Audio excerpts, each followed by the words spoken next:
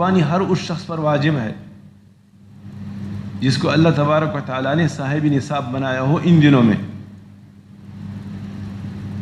جس شخص کی ذاتی ملکیت میں مرد ہو یا عورت ہو، جوان ہو بوڑھا ہو، جس کی ذاتی ملکیت میں 52.5 تولہ چاندی کی مالیت کے برابر نقد روپے ہے، یا سونا چاندی، یا سونا اور روپیہ، یا صرف چاندی، یا اتنی مالیت کی ایسی چیزیں کہ اگر اس کو بیچ دیں، فروخت کر لیں اور ضرورت سے زائد ہیں تو پھر اس سے 52.5 تولہ چاندی خریدا جا سکے، یہ شخص صاحب نصاب کہلاتا ہے. یہ شخص صاحب نصاب ہے اور اس پر قربانی کرنا واجب ہے. بس یہ تعریف سننے کے بعد بہت سارے مسائل ہو جاتے ہیں.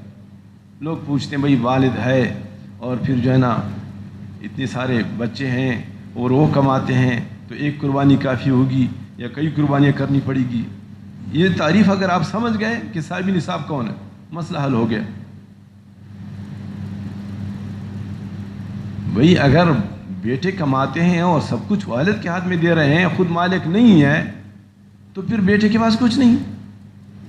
لیکن اگر بیٹی کی کمائی اپنی ذاتی ہے اور اس کا وہ حساب کتاب اپنے پاس رکھتا ہے اور والد صاحب کا اس میں اختیار نہیں چلتا، کتنے سارے بیٹے ایسے ہیں، تو ظاہر بات ہے اس پر قربانی واجب ہے. اسی طرح بیوی کی ملکیت میں اگر اتنا سونا ہے، چاندی ہے، نقد روپیہ وغیرہ ہے تو اس پر بھی قربانی واجب ہے. جس شخص کے پاس 52.5 تولہ چاندی کی مالیت کے برابر نقد پیسہ ہو یا چاندی ہو اتنی 52.5 تولہ، یا سونا ہو لیکن سونا صرف سونا 7.5 تولہ تک اس کی گنجائش ہے. لیکن سونے کے ساتھ اگر پیسہ مل گیا، سونے کے ساتھ اگر چاندی مل گئی تو پھر وہ سونا نہیں رہے گا، وہ پیسہ بنے گا. پھر 52.5 تولہ چاندی کی بات آ جاتی ہے، مالیت کی بات آ جاتی ہے. تو ایسے شخص پر قربانی واجب ہے. اور ان دنوں میں جس کو قربانی کرنی ہے بہتر ہے، ضروری نہیں ہے، سمجھو مستحب ہے کہ چاند نظر آنے کے بعد قربانی تک پھر ناخن نہ کاٹے، بال نہ کاٹے. یہ مستحب حکم ہے. کرے اس طرح تو ثواب ہے، نہ کرے تو کوئی گناہ نہیں ہے، اس کی قربانی متاثر نہیں ہوگی. ہر ایک حکم کو اس کے درجے میں رکھو. بعض لوگ اس کو فرض کی اہمیت دیتے ہیں، ارے اس نے تو یہ کر لیا، بھائی کر لیا تو کون سا گناہ کیا. مستحب ہے، مستحب. اور قربانی کا گوشت بہتر ہے کہ اس کی 3 حصے کر لے،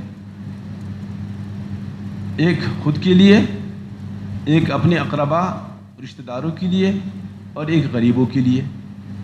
اور اگر سارا کا سارا اپنی قربانی کا حصہ صدقہ کر لیا تو اور اچھی بات ہے،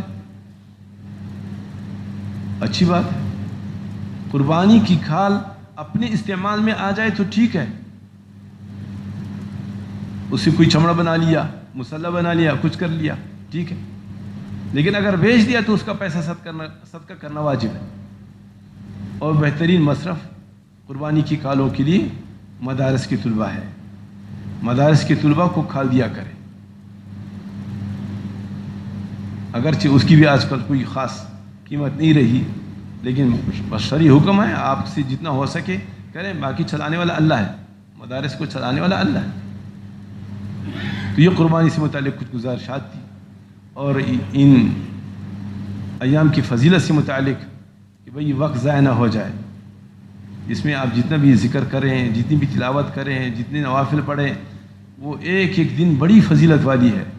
ان ایام کو قیمتی سمجھے. حدیث میں آیا ہے کہ پورے سال میں سب سے زیادہ قیمتی اعمال کے اعتبار سے یہ دن ہے. صحابہ کرام نے عرض کیا کہ حضور رمضان مبارک سے بھی؟ فرمایا رمضان مبارک سے بھی. رمضان مبارک سے بھی زیادہ فضیلت والے ایام ہیں. تو اس لیے ان دنوں کی خاص خیال رکھیں، قدر کریں اور وقت کو قیمتی بنائیں.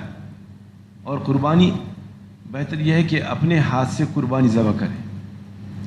نہیں کر سکتے تو کسی اور سے بھی مدد لے سکتے ہیں.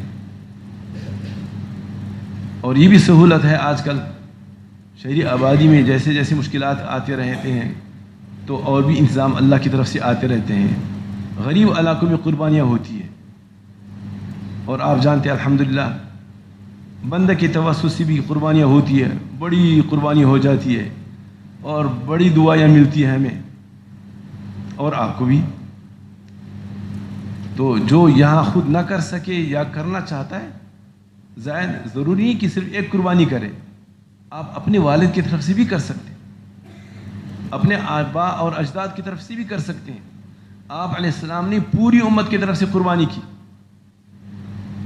اس لیے بہتر یہ ہے جس کو اللہ نے نوازا ہے کہ آپ علیہ السلام کی طرف سے بھی کرے قربانی, اسماعیل علیہ السلام کی طرف سے بھی کرے اور سب کی طرف سے ایک کرے تب بھی جائز.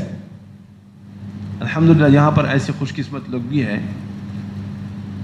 کہ شمار کرتے کرتے کرتے کرتے میں حیران ہو جاتا ہوں.